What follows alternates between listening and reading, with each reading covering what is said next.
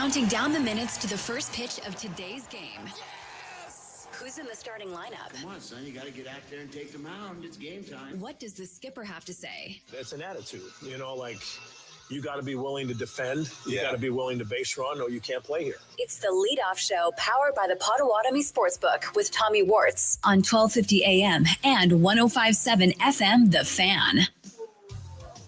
Welcome into the Leadoff Show, live from the Brat House here in Milwaukee. Charlie back in studios, powered by the Potawatomi Sportsbook. Milwaukee Brewers, Philadelphia Phillies, gearing up for game number 2 of the series. It'll be Jose Quintana on the bump for Milwaukee, going up against Aaron Nola for Philadelphia. 6:40 first pitch from American Family Field today. Game number 140 on the season. What is the lineup looking like today? Let's get into it. Looking up, and it is gone. It's almost time for the first pitch. Let's see who's in today's starting lineups. Brought to you by Lakeland University. Experience it your way. Visit lakeland.edu. It's the Leadoff Show, powered by the Potawatomi Sportsbook on 1250 AM and 105.7 FM, The Fan. Thanks again to Lakeland University for being a part of the Leadoff Show all season long. Experience it your way, lakeland.edu. First up, the lineup for the visiting Philadelphia Phillies today. Trey Turner to lead things off. He is the shortstop. Kyle Schwarber, the DH, will bat second. Bryce Harper at first base will bat third. JT Realmuto, the catcher today, will bat fourth. Alec Boehm at third base, batting fifth. Harrison Bader in center field will bat sixth. Nick Castellanos in right field bats seventh today. Edmundo Sosa, the second baseman, batting eighth. Weston Wilson in left field bats ninth, rounds things out for Philadelphia. Now for the Milwaukee Brewers, Bryce Terang leading things off, reigning NL Player of the Month. Isaac Collins in left field will bat second. William Contreras, the catcher, will bat third. Christian Yelich, DH today, bats fourth. Jake Bauers at first base, batting fifth. Blake Perkins in center field will bat sixth. Sal Frelick in right field, batting seventh today. Anthony Siegler at third base to bat eighth. Joey Ortiz, the shortstop, rounds things out and bats ninth. Couple of transactions today for the Milwaukee Brewers. In case you missed it, Shelby Miller officially placed on the 60-day IL with a right elbow UCL sprain. This now is retroactive to September 2nd. Don't worry, I think that his season is over already now for Milwaukee, maybe even more so. We're going to play Shelby Miller at the beginning here just to get you guys in the loop on him, what he spoke about today, as well as now selected from AAA Nashville, Yoel Payamps back with the Milwaukee Brewers. You remember old friend Yoel Payamps from earlier in the year when everyone was hitting home runs against the Brewers? Yoel Payamps was the guy pitching on the other side of it. He is back up with Milwaukee. Shelby Miller, I just mentioned before we get into the rewind, I want to get you guys caught up as quickly as possible with him. Things did not sound great when they talked to Shelby Miller with the media earlier today. Our guy Drew Wagner was down at American Family Field speaking to Shelby, and it sounds like a lot more than just this season is in jeopardy for Shelby Miller. Here is that sound from earlier today. I got my MRI yesterday, and then I've talked to the team's been in touch with Meister, who seen my old MRI from earlier this year, and then looked at this one. And I'm going to travel with the team to Pittsburgh and Texas, and I'll see him there, and then kind of get some more information. But from sounds like it's probably not very good. You've been through that before. Mm-hmm. When you've been through that before, how daunting is it to kind of face it again? I think it just comes with the territory, baseball has a lot of wear and tear on the body, and you play it for a long time, as long as I have, and, there's going to be injuries and setbacks and stuff like that. It's just, it's tough. I think I knew I was kind of pushing it, from, earlier this year when I was first diagnosed with talking to when I was with the D-backs with kind of surgery was an option then, and then I was feeling good. Kind of just kept pushing it, and just doesn't seem like it held up. Would that have been Tommy John? I think it would have been go in there and brace it and then fix the flexor and stuff. So it's kind of, going along that route for sure. To have it happen at this point too, with a team that's fighting for, a lot of big things in the postseason, does that make it that much more difficult for you to kind of grasp? Yeah, I mean, absolutely. I think, getting traded over here was a blessing to be a part of, this organization, the run that we went on when I first got here, and, being in first place and fighting for a postseason spot in the division, and, ultimately the World Series, and to not be able to be a part of that's going to be hard, but I'll be here and supporting however I can. And, definitely going to be tough not being able to go out there and contribute for sure. Do you have any sense of likely surgery, or Meister will have a I think it's going to be the only route to take, and then we'll go from there. I mean, I'll be 35 years old next year, probably not going to play if that's the route we go, and we'll see where I'm at. You guys deal in this day-to-day life as ball players, but when you're in this position, does that creep in your head about have you hanging on your last pitch? I mean, possibly. I mean, I feel like was having a really good year, and I think there's still a chance for me to go out there and play. It just really depend on how I feel physically, where I'm at mentally with the family and the opportunities. I mean, I think, can I get guys out if I feel like I'm healthy and where I need to be? Absolutely. I think there's plenty of left in the tank as far as physical ability and being able to do that. But coming off of another second TJ is never easy. It's just going to be depending on how I feel and like I said, where I'm at in my life when that day comes. So we'll see. There's a lot of it's desire too, right? I mean, were you right in thinking you still love this game? And I still do. I think it's a chat I'll have with my family, my wife, and do I think I can absolutely get back and play the game? For sure. I mean, there's no doubt about that in my mind. Do I think teams give me a chance? I do. It just depends on, I guess it's hard to say now. I mean, I'm definitely probably going to miss next year. So, be ready for 2027, see how my arm feels, see where I'm at in life, and go from there. This team with the gesture for your 10 years and then being able to be part of the playoff run, it's brief, but like your 2 weeks here, what do you make of it being a Brewer? Awesome. I think this is a great organization, great fan base, great team. The group of guys that we have here is awesome. Tight-knit clubhouse, and that makes it a little easier. I think, when you come to a new organization, it's tough. You don't know a lot of guys, but the brief stint I've had here has been phenomenal. We're playing good baseball, playing tough teams, and winning games. So that makes it a little easier being here with these guys and for the support and all that. And I'll be here to support them however I can. But it'll definitely be tough not being able to play.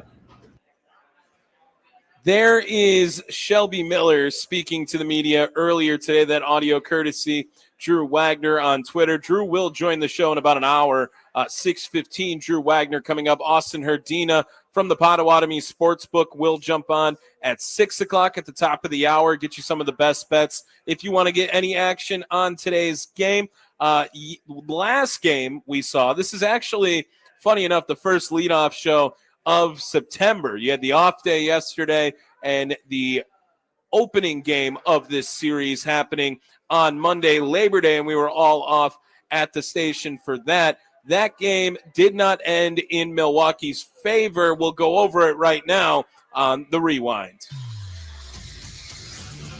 Did you miss the last game? Did you miss what was said after the last game? It's time to rewind. It's the leadoff show powered by the Potawatomi Sportsbook on 1250 AM and 105.7 FM, The Fan. Monday, Labor Day, it was Jacob Mizorowski going up against Taiwan Walker of Philadelphia, and the Brewers would strike first in the game, leading things off The NL Player of the Month, Bryce Terang, 433 feet. Fly ball center field, well struck. It is back. Another one for Terang. A new month, the same result. What a heater this kid's on, man. I mean, an absolute heater in August. Bryce Terang taking home NL Player of the Month. September 1st, however, he picked up right where he left off with that one. William Contreras would double in this inning, as well as Christian Yelich drawing a walk. Blake Perkins adding on some more in the first inning with this double. And it's into right, a base hit. That might score two. Contreras is in. Here comes Yelich burning around third. He scores. 3-0 after the first inning. Highlights courtesy FanDuel Sports Network. And they started off the second inning the same way they started off the first. Instead of Terang, this one, Caleb Durbin at the plates. Durbin, a drive to left. Back goes Marches, staring. It is gone for Durbin. His 10th. 4-0 after that Caleb Durbin home run, and Milwaukee had a very comfortable lead to start things off. In the fourth inning, we'll jump ahead. Jacob Mizorowski was cruising through 3, but then ended up giving up the solo homer to Bryce Harper in the top part of the fourth. In the fourth inning, on the bottom half, that's when the Brewers would answer back with a sacrifice fly thanks to Jackson Chourio. However, things were not over. Mizorowski getting tagged a little bit in the fifth, could not finish the inning after a 2-run triple from Trey Turner made things interesting, and it was 5-3. Then in the sixth inning, Nick Mears struggling for maybe one of the very few times we have seen out of that this season. A double to Harrison Bader, a sac fly from Kepler, and Edmundo Sosa made it 6-5 in favor of Philadelphia in the top part of the sixth. In the bottom part, Jackson Chourio. This is why you run things out, people. Tie the game up on a fielding error like this. To second base. Bobbled! Safe! Game is tied! Oh, my goodness. That's why you run hard down the line, even on a routine ground ball, and that's what Jackson did. Yeah, there you go, Rock. That's why you run things hard right there. It was 6-6. 2 more runs come across in the eighth inning, and I thought for sure when Isaac Collins did this, to tie things up, the Brewers were going to win, but we'll just listen to it instead. Ground ball off the mound, under the glove! Here comes Contreras! He will score, and we're tied! Tied things up 8-8 in the top part of the ninth. Abner Uribe came in for Milwaukee to try to clean things up and make sure they would get to that bottom part of the ninth inning with the lead. Some questionable calls on some swings or not swings. We have no idea what a swing is in Major League Baseball. 2 runs came across to score in the ninth inning. Pat Murphy got ejected. It was awesome, but unfortunately the Brewers lose 10-8 and fall to the Philadelphia Phillies in game number 1 of the series. Milwaukee now 85-54. Philadelphia, the second best record at 80-58 in the National League. A 5-game lead on the Chicago Cubs, who are also 80-59 on the year. 80 wins for Chicago.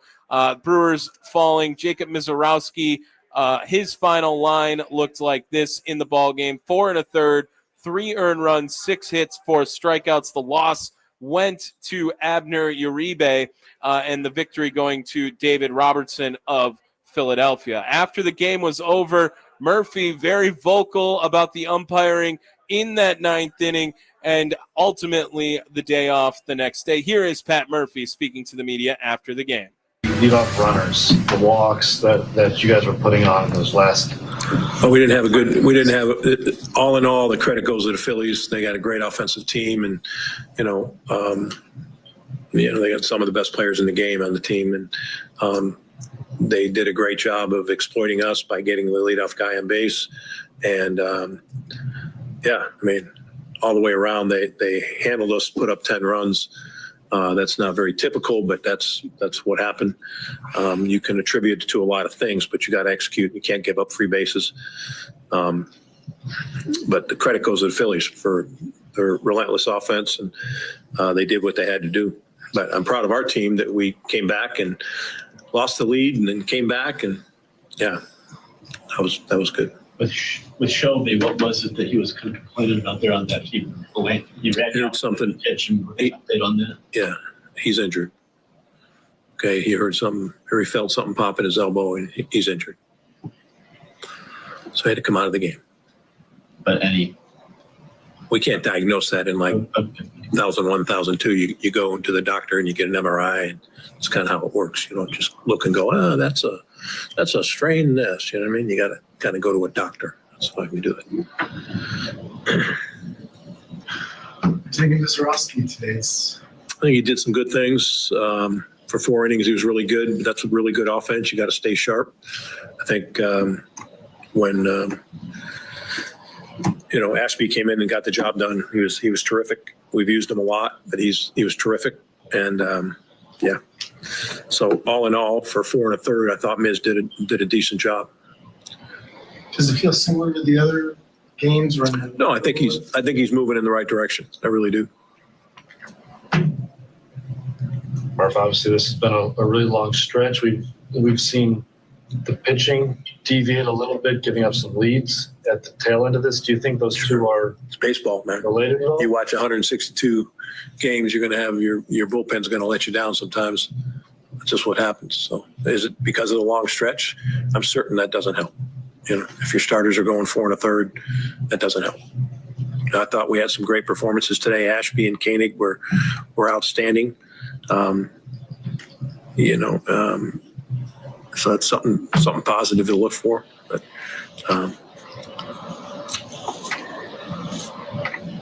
For Isaac to come through in that situation, pitch hitting, Yep. what gave you the confidence to go with him there? Yeah, it was a good matchup. It was breaking ball cutter. I felt like Isaac would be on it. He's got a good strike ball, and it's been really good for us. And I wanted to give Vaughn the whole day, but I didn't. But I knew we had a bench that could cover it, and Isaac came through in the clutch. It was great. All with 2 outs. That's 2 outs, nobody on, walk. Contreras, huge hit. Yelly, huge walk. Collins, big hit. That's how we've done it all year. And then Perkins hits the ball right on the nose, just hit it to the wrong part of the park. Murph, on this, just because you said the 4 1/3 or whatever, is there an argument at this point of where your club is and hopefully playing him induct over shortening him up and using him? Or do you really think front of games is where he is going? Yeah, I think we're learning as we go. I mean, we're learning as we go. We need him as a starter right now, and he's developing as a starter.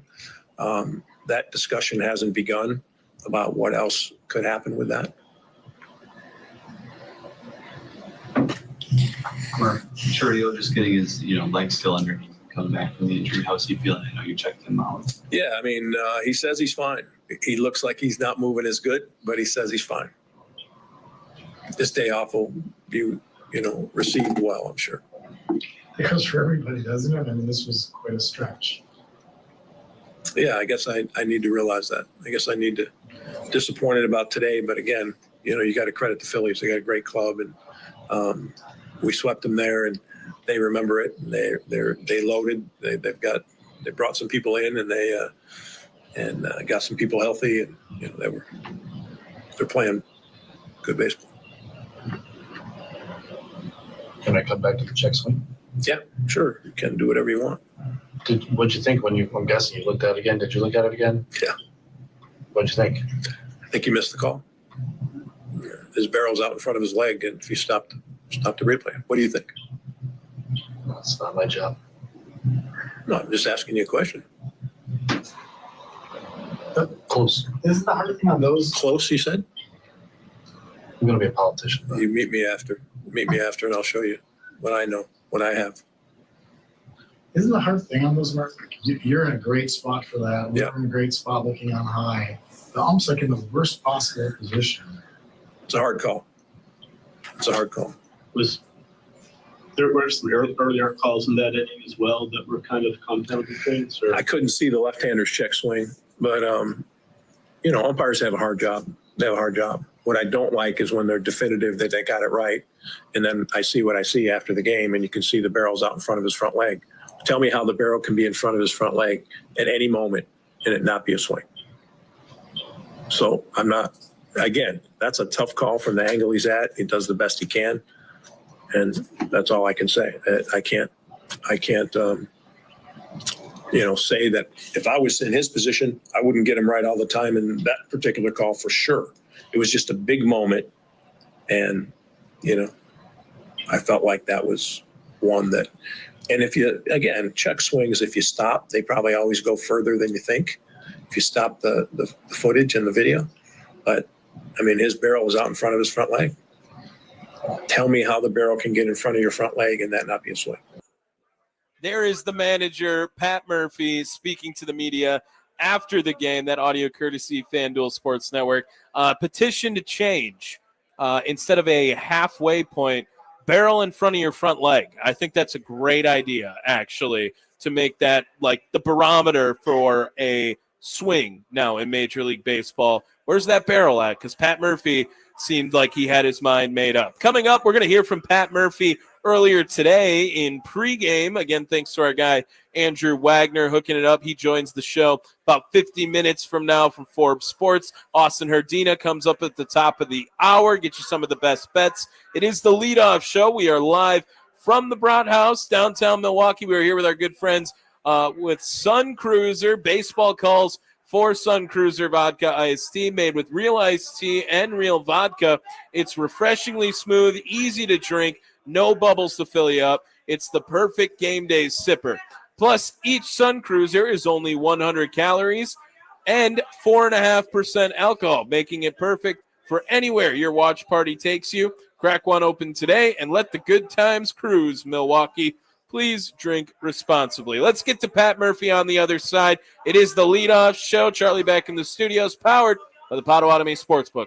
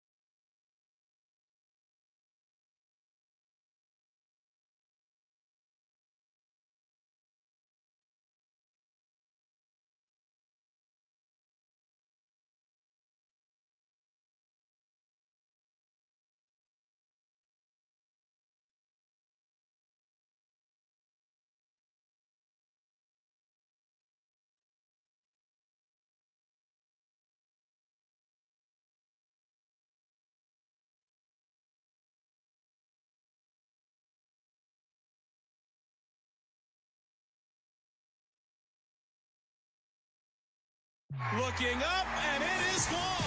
It's almost time for the first pitch. Let's see who's in today's starting lineups. Brought to you by Lakeland University. Experience it your way. Visit lakeland.edu.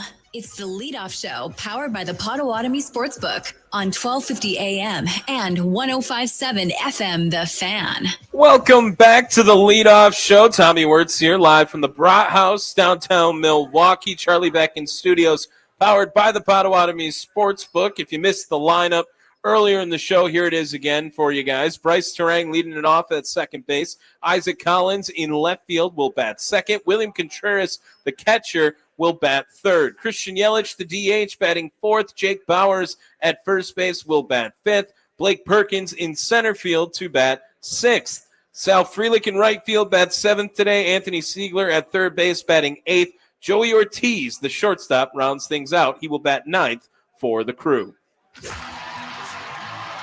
Line drive, base hit, down the left field line. Let's see what the skipper has to say heading into today's game. Let's head to the coach's corner. It's the leadoff show powered by the Potawatomi Sportsbook on 1250 AM and 105.7 FM, The Fan. Manager Pat Murphy speaking to the media earlier today. Want to just fill you guys in before we get to Pat Murphy. I had mentioned it already with Bryce Terang and how he had won Player of the Month for August. Also, though, however, Pitcher of the Month going to our guy, Freddie Peralta, who was outstanding all month of August. For just the second time ever that we had two back-to-back Player of the Months or same month Player of the Month and Pitcher of the Month in Milwaukee Brewer history. Got to go back to 2008 with Ryan Braun and CC Sabathia during that time, who did it in the month of August. Pat Murphy earlier today speaking to the media. Here he is answering questions about game number 2 today. I'm just hurt for him, here's a veteran who comes to a new team and is, earning just total respect of everybody. Immediately got put in leverage and immediately, did well most every time. And with the number of injuries in our bullpen, it crushes us. But I'm more crushed for the guy. You know what I mean? Like Shelby's veteran. We just presented him with his 10 years. I mean, it's so fun, but yeah, it just hurt for the guy, He's in such great condition that I think he'll try to come back. You do? Yeah, I do. It's a hard decision if he's 36. Yeah, I think age is just a number. But his attitude and his commitment might override all that. And who cares if he's 38 or 35, really, if he's effective. Everybody's different at that age. I'm sorry, I was just going to say Yoel. You guys obviously know him well. You're interrupting, Sophia. Were you going to ask the same thing? No. No? Oh, then go. Go ahead. No, I prefer Sophia to go first. Go for it. We know that. I know he can, but I prefer you. I feel like there's a little family rift between us right now. Well, he was going to ask about you can ask about your own. Well, I was just going to ask. I mean, you obviously are familiar with him. What was the kind of the reports you were getting on how he pitched since he went down to Nashville? Do you feel like he's in a good spot to rejoin you? Well, I think of the guys that are down there right now, we felt like he's got experience, and we're decimated in that 10 right now. Kind of like we were in the beginning of the season. So we don't want to relive that. He has major league experience. He has major league success, and he's throwing strikes. So excited to have him back. Yeah. I was going to ask you about Freddie and Terang. It's great. Obviously, to win 21 games in the month as a team, we've got a lot of guys performing, but special months for Bryce and for Freddie to be recognized. Really was. For this team to do what they did in the month of August is a credit to these guys in there, because they're the youngest team of any of the teams in the top part of the leagues, right? They're the youngest. We're the team that's been through way more injuries than anyone else. And it's just kind of cool they had that kind of month. How we're playing at the moment, and how we're beat up, you can't take the foot off the gas. You have to breathe fire. You know what I mean? You have to breathe fire every one of these games. It's a requirement. At the same time, you have to be mindful of player health and everything else.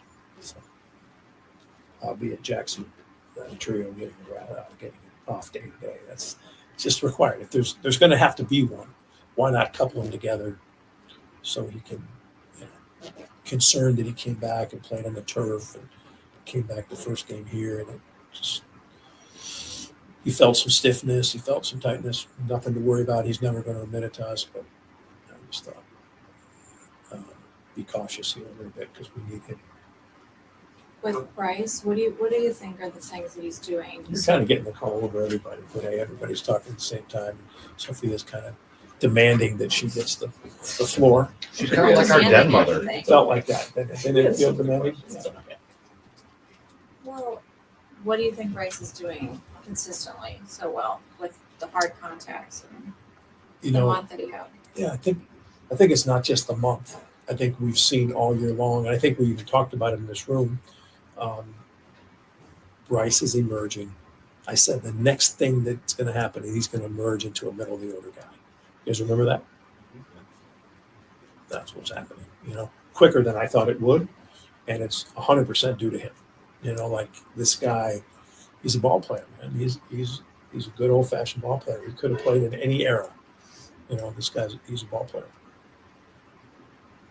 Is he kind of like a good example of like step-by-step development as a player? Like first he came up with the glove, then he got some of the contact skills down using all fields, then he had the ability to drive the ball on top of that. Does he just kind of seem like an example of kind of what that process looks like? Yeah, but I'm not sure everybody can do it. You know what I mean? That's not everybody's built to do that. He's an amazing example of taking those steps fairly quickly. Don't we wish everybody could and then maintain it? It's really hard. The game's hard, but and Freddie too. Like this is Freddie's best year. It's late in the year. It's a lot of starts under his belt, but this is his best year. I don't know numbers wise or anything like that. I'm not watching that stuff. I just know that young man is emerging into something really, really special. Great tribute to both guys. That's really kind of cool. Murph, on the similar to Curio, but just sort of playing through September soreness, tightness. How do you define the line of for a guy like Sal who's playing through stuff, William played through stuff earlier in the year, of keeping them from hurting themselves further and trusting they obviously want to be in the lineup every day? Yeah, they want to play. We want them in the lineup every day. But you got to just use your best discretion, take everything into account, and try to breathe fire every day, but make decisions that keep some of them off their feet so they can do their best self when needed. Did you say that you reported some stiffness, or you're just kind of guessing by the way you said? No. He talked about it. He even had some cramping and some stiffness. And, said he felt that way and felt it a little bit the last day in Toronto. Then he ran down the other day, ran down the line, and I didn't feel good about it. Saw him move in the outfield. I'm like, something ain't right.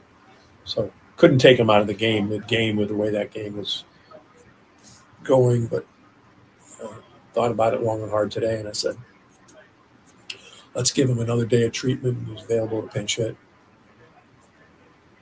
Let's go from there.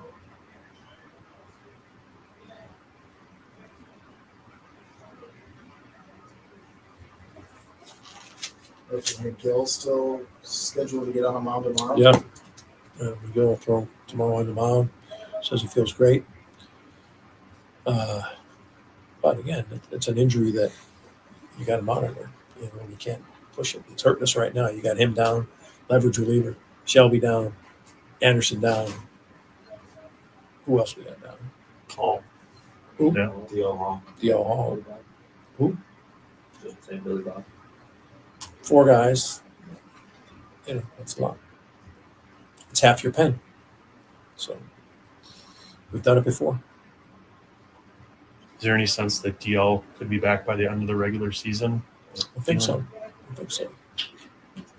It's been a little longer than we thought for him to get up there and start throwing, but I think we're close. Getting on the ball. Stern, what do we got? You got something brewing in there. This is the second year in a row that your lineup offensively, compared to a lot of other teams in the league, you guys have swung at fewer pitches in the strike zone.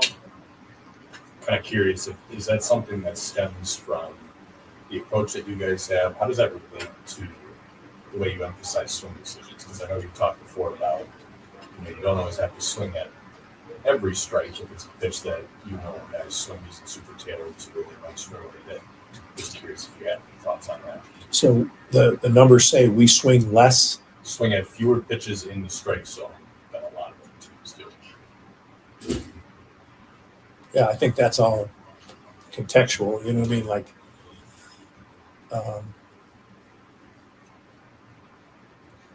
hitting with 2 strikes is not conducive to production, but I think we do it as good as anybody when we have to.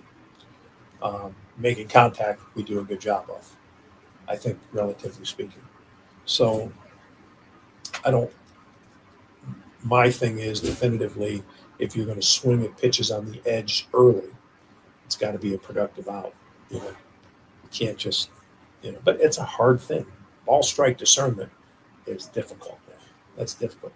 But I think it's essentially, that whole ball strike thing is essentially at the core of good offense. I mean, it's at the core of good offense. It sounds so simple, but all that we're talking about now, like do you let that pitch go and go 0-1? Knowing that on the edge, what are you going to do with it? But if there's a man on third and 1, that might be the only pitch you get. Or the guy's stuff is so good, I want to stay away from this pitch that he throws for a strike, but I don't hit well. Maybe he throws a split for a strike, and I don't feel comfortable. I'm going to hit it in the ground. I need to get something in the air, so I have to swing at that heater on the edge, and backdoor cutter on the edge. So it's really fascinating to clear your mind and be able to do that at the plate. So I marvel at the guys that can do it so well. There is the manager, Pat Murphy, earlier today speaking to the media. If you missed some of that, he did provide some injury updates that I will assure you guys on right here as well. Notice no Jackson Churio in the lineup. That seems to be precautionary today from Green Bay. I wouldn't worry too much about it. They just want to make sure that everything's okay with him down the stretch for sure. Other updates for injuries now here on the leadoff show. Trevor McGill on track to throw off the mound tomorrow, starting his assignment back. Grant Anderson, 1 inning for Nashville on Saturday is the goal for him. DL Hall starting some Bilo work. Late September return is still possible. And Logan Henderson playing some catch. October is still scheduled for Logan Henderson. I don't know if he's going to be a part of the roster at the playoff time for Milwaukee, but still saying that he is scheduled to come back in October. It is the leadoff show. We are here at the Milwaukee Brat House, downtown Milwaukee. Charlie back in the studios, powered by the Potawatomi Sportsbook. On the other side, we will talk about our Building a Winner feature presented by Ironworkers Local 8. Give you guys some insight on what's going on in the minor leagues right now, because some good news for sure with some recent draft success for the Milwaukee Brewers. It is the leadoff show live from the Brat House in Milwaukee. Charlie back in studios, powered by the Potawatomi Sportsbook.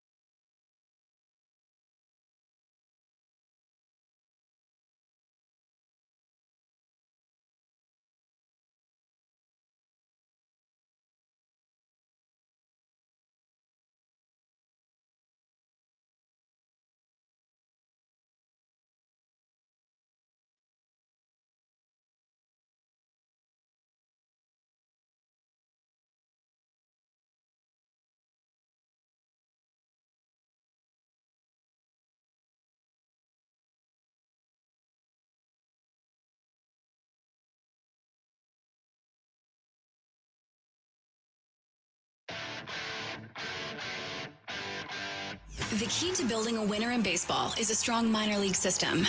Who are the names we should know?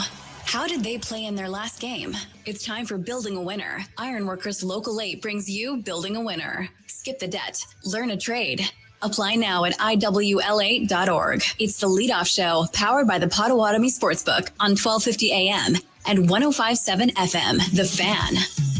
Yes, it is time for another Building a Winner feature presented by Ironworkers Local 8. Thanks again to Ironworkers Local 8 for being a part of the leadoff show all season long. Before we do that, though, let me run down Milwaukee's lineup in case you missed it earlier in the program. Leading things off at second base, Bryce Terang. Isaac Collins will bat second, play left field today. William Contreras is catching and batting third. Christian Yelich, the DH, will bat fourth. Jake Bowers at first base bats fifth today, while Blake Perkins is in center field batting sixth. Sal Frelick in right field batting seventh. Anthony Siegler at third base will bat eighth. Joey Ortiz rounds things out. He is the shortstop batting ninth. Well, we can't start our Building a Winner feature until we start things off with AAA. How are things going in Nashville?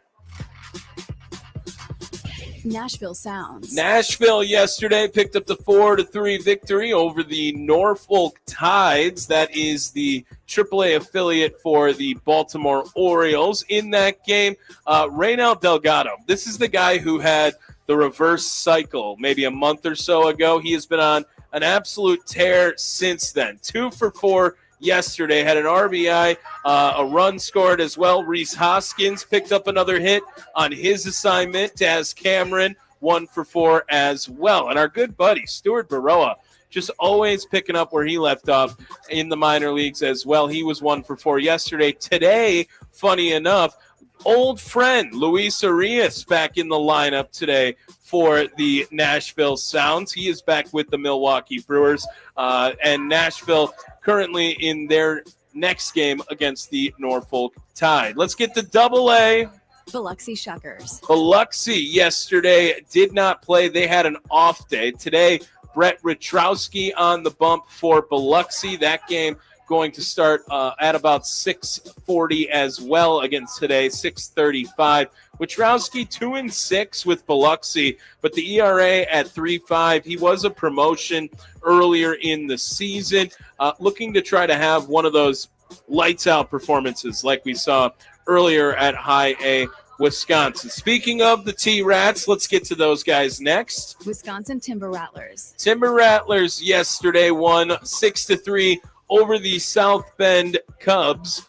Andrew Fisher, 3 for 4 with a double, 2 RBIs in the game. That is his third 3-hit performance now of his career since being promoted to Class A Wisconsin. Fisher's first 15 career games. His 6 multi-hit contests. He's batting .305 in that time, has a .397 on-base percentage, a .407 slugging percentage. 4 extra base hits in that time frame. Has an OPS of .804. That was the first-round selection, 20th overall. Of course, Andrew Fisher having a great time so far in High A, Wisconsin. Don't forget Jesus Mate. He was 2 for 4 in the game as well. He's been great since being promoted. Luis Pena, not necessarily the same, but I'm not going to waver off my take of I just think he's still the best prospect in the system right now. Luke Adams, 1 for 2. Marco Dinges drew a walk in his performance as well. Pena was 0 for 5, 4 strikeouts. He's batting $150 now with High A, Wisconsin, while Mate, 363, has a 982 OPS. Jim Bowden, athletic writer, had his prospect rankings out. He put Jesus Mate as the number 17 prospect in baseball. I know I say this all the time about Luis Pena, but there is definitely not 16 guys better than Jesus Mate just chilling in the minor leagues. It's not the case. It's just a lie, Jim Bowden, at this point. Pena was 27th on that list as well. I still don't think there's 26 guys better than than Luis Pena either at the minor league level. Let's wrap things up with Carolina. Carolina Mudcats. Mudcats win 9-5 over the Fredericksburg Nationals. Josiah Ragsdale 1 for 3 in the game. Braylon Payne, top 10 prospect, 0 for 5. Brady Abel, first-round pick, 0 for 4. But Eric Batanti was 2 for 2 in the game. He also had 3 walks driven in the contest, had 2 RBIs as well. Good day for Batanti. Jose Anderson was 1 for 4. Filippo Dituri, 2 for 5. There's still just a ton of exciting prospects at low A, even with Pena and Mate both being called up. Luis Lameda, third base guy, he's been doing great, 1 for 3 now as well, as Carolina wraps things up with Fredericksburg yesterday with a 9-5 victory. Also pitching around, Ryan Pritchard will start for the High A Timber Rattlers, and the game with Carolina already wrapping up today, as well as they lost to Fredericksburg 4-3.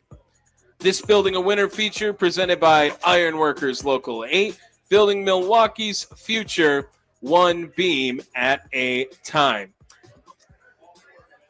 Got a little bit of time here before we head over to the Potawatomi Sportsbook and look at some of the betting odds courtesy of Potawatomi.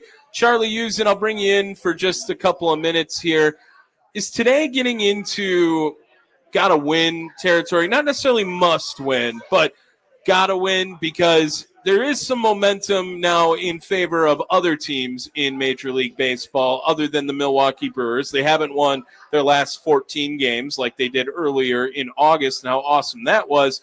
But they have a 5-game lead on Chicago as September is starting, and that was improved thanks to a Chicago victory yesterday. You want to make sure that this thing doesn't get below 5 games today, right, Charlie? Because then it's like all you got to do is gain 1 game a week from that point. I mean, it felt like it was 8.5 games just 2 days ago, almost. Right. It felt like that all of a sudden the Cubs have slowly clawed back into this, and 5 games doesn't sound as safe as 8.5 games sounds. No. And when you are the Milwaukee Brewers and you are feeding off of this momentum here that we've been seeing this team build up for a while now, where you've been able to take down teams like the Phillies, again, just a month ago where they swept the Phillies, they sweep the Dodgers a couple of times. It feels like you're on top of the world. You need to keep having moments where you feel like you're on top of the world. You can't constantly see that downturn. And right now, this would be a perfect opportunity to win a couple games at the end of this series here and prove that you are still that same team that we saw 2 weeks ago. It'll be Jose Quintana on the bump for Milwaukee. He's making his 22nd start of the season, now his second against the Phillies. He, in his last outing, 3 2/3. You remember he was erratic all over the place, had 4 walks in that game. The last time, however, when Quintana did pitch against the Phillies, that was back on June 1st. He went 5 innings in that one, 2 earned runs in the game, had the 4 walks, 3 strikeouts, but he went 5 innings, and that was kind of another thing that the Brewers were struggling to get out of a lot of pitchers, was just get through the other side, qualify for that win. And Jose Quintana was doing that all season long. And it's been a little bit of up and down now since the rest of the season. In August, he was 3-1 with a 4.1 ERA. He was 1-2 in July with a 4 ERA and a 4 ERA back-to-back months now. He's trying to start things fresh in September is Jose Quintana. It is the leadoff show. We are live from the Brat House, downtown Milwaukee. We're here with our good friends at Sun Cruiser Vodka. Baseball calls for Sun Cruiser Vodka iced tea, made with real iced tea and real vodka. It's refreshingly smooth, easy to drink, no bubbles to fill you up. It's the perfect game day sipper. Plus, each Sun Cruiser is only 100 calories, 4.5% alcohol, making it perfect for anywhere your watch party takes you. Crack one open today and let the good times cruise. Milwaukee, please drink responsibly. Coming up, no Austin Herdina today. We will, however, still get a nice little parlay for the people. It just means I get to now choose the parlay for the people today. And on top of it, Charlie already knows one of my legs I'm putting in there because I have stats. I have numbers. Austin sent me some stuff. Guess what? When you're not on the show, you don't get to choose 100% of the parlay. That's not how things rock here. We'll rock with a couple of Austin's picks and a couple of my picks on the other side of this break. It is the leadoff show. We are live from the Milwaukee Brat House. Charlie back in studios, powered by the Potawatomi Sportsbook.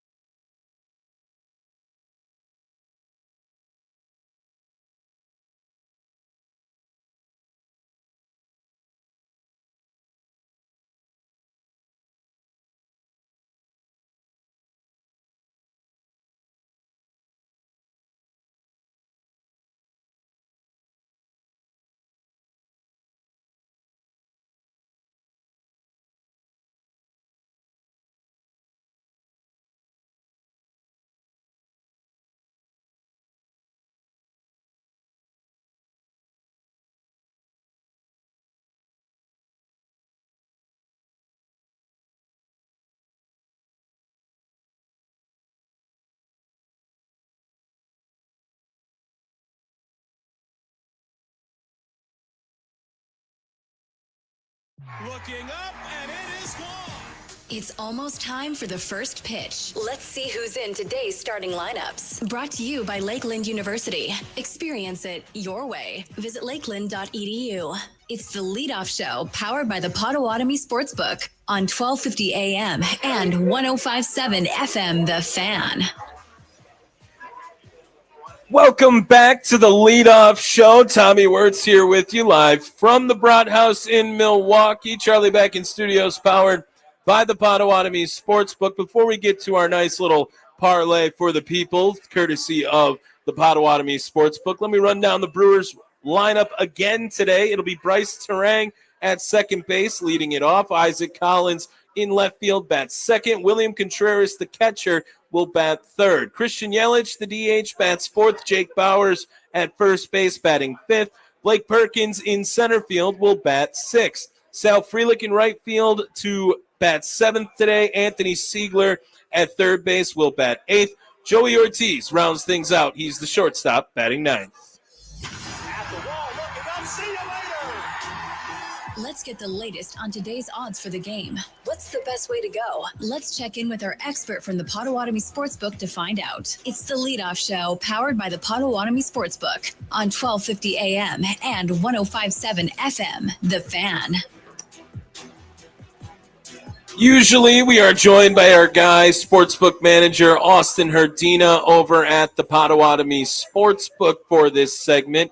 No, not with us today. He'll be back tomorrow. Don't worry. In case Austin gives out just insane picks all the time, I tell him always, like, they're not going to let you do the show next year because you are giving away money consistently on this show with his sportsbook odds. If you have not been to the Potawatomi Sportsbook, it is an awesome place to watch any live sports. Doesn't matter if it is a Brewer game, Packer game coming up this week. You guys can make your reservations, Potawatomi.com. Make sure you guys go check out their reservations tab. Book your slots if you want to make sure that you have seats for Packer games, UFC events that come up. They have a bunch of great food, drink, it does not matter. Best environment to go watch a live sport in the city, maybe in the Midwest, because the sportsbook just beautiful over at the Potawatomi Sportsbook. Parlay for the people today, courtesy of the Potawatomi Sportsbook. Here are some of the betting odds to keep you guys in the loop. Money line, slight favor towards Milwaukee today at minus 110, but Philly is at minus 107, so pretty much a pick 'em either way. Brewers 1.5, plus 1.5 on the run line will get you minus 190, and the over-under is set at 9. Those are the most popular bets over at the Potawatomi Sportsbook. And Austin Herdina sent me a little parlay that he wanted to get cooked up, and I'm going to take a couple of them, and I'm not going to take all of them because when you're not on the show, you do not get the right to just steal the whole parlay. I'm going to take some. Now, I was telling Charlie in the break, Aaron Nola pitching today. He has a terrible season going on right now. Very unlike Aaron Nola. He's been a little banged up, but this year, the OPS of lefties versus Aaron Nola is over 900 right now, lefties against Aaron Nola. So it kind of was in Austin's parlay a little bit here. He went Brewers money line, the under of 9, and Christian Yelich to record a hit. That'll pay plus 400, courtesy of the Potawatomi Sportsbook. I totally disagree with the under on this. I think both pitchers have struggled this season, and I think that there will be some other news to break here now is that Christian Yelich was scratched from the game. Just happened right now. Got it on my phone as I was reading this off. So no Christian Yelich in the game. We will keep a lefty in the parlay for the people. I'm going to switch it, though. Brewers money line, the over of 9 runs instead of the under. And I'm going to take Bryce Terang to homer again. Why not stay hot? He is the player of the month in August. Had a fantastic start to September where he's going to be batting leadoff yet again today. And we will see Bryce Terang for a plenty of at-bats. Why not hit another homer? Bryce Terang to homer, the over of 9 in the game, and Brewers money line will pay plus $1,200, courtesy of the Potawatomi Sportsbook. Looking to see now an updated lineup for you guys here today after hearing that Christian Yelich was a scratch with some back soreness. Bryce Terang to lead things off at second base. Jackson Churio now is playing in the game. He will be the DH, batting second. William Contreras, the catcher, will bat third. Sal Frelick is now the right fielder, batting fourth. Isaac Collins in left field will bat fifth. Blake Perkins at center field will bat sixth. Jake Bowers still in the lineup. He is the first baseman, batting seventh. Anthony Siegler at third base to bat eighth. Joey Ortiz still the shortstop and batting ninth. So an updated lineup with the scratch from Christian Yelich, as being reported by our guy Drew Wagner as well, who is at American Family Field. Low back soreness, the Brewers have informed him. Christian Yelich, a scratch from tonight's lineup, and we will see our guy Jackson Churio back in the lineup for Milwaukee today. It is the leadoff show. We are live at the Brat House in Milwaukee. Parlay again for the people one more time. Brewers money line over of 9 runs, and Bryce Terang to hit a homer. That'll pay plus 1,200, courtesy of the Potawatomi Sportsbook. Charlie Usen, I'll bring you back in a little bit here today as we are now hearing Christian Yelich is out and Jackson Churio is in. Are you now going to get in this speculation boat with me? How concerned does that make you that Christian Yelich, the late scratch to the lineup today? I think it's definitely more concerning than if we're looking at this situation for the bullpen, where you see injuries in the bullpen right now. I'm not super concerned about the bullpen injuries because of the type of use that those guys have been getting. You're seeing some of these players just kind of tire out. And I guess I should have expected that with a Christian Yelich at some point here. Yeah. At the same time, it just never felt like that he was going to get to that point because he was in that DH spot. Right. Now hearing that back soreness, that back tightness, that is just kind of the beginning of these fears for a Christian Yelich. Is we just haven't heard that all season. But the moment you hear one thing's wrong, it just feels like, great, the Yelich's season is over again, even though it's a super minor thing at this moment in time. Absolutely. And Charlie, I don't know if you want to continue to speculate for later on, but a playoff roster, does the best playoff roster include Christian Yelich at DH or Christian Yelich in the outfield, right? He hasn't played a lot of outfield this year. He's been at the DH spot for a long time. But on top of that, if you want to have Vaughn and Hoskins both in the lineup, Christian Yelich plays the outfield, and it solves virtually every problem for Milwaukee. But it's scarier to let him go out there for a risk of injury, and he's probably a negative defender in left field as well.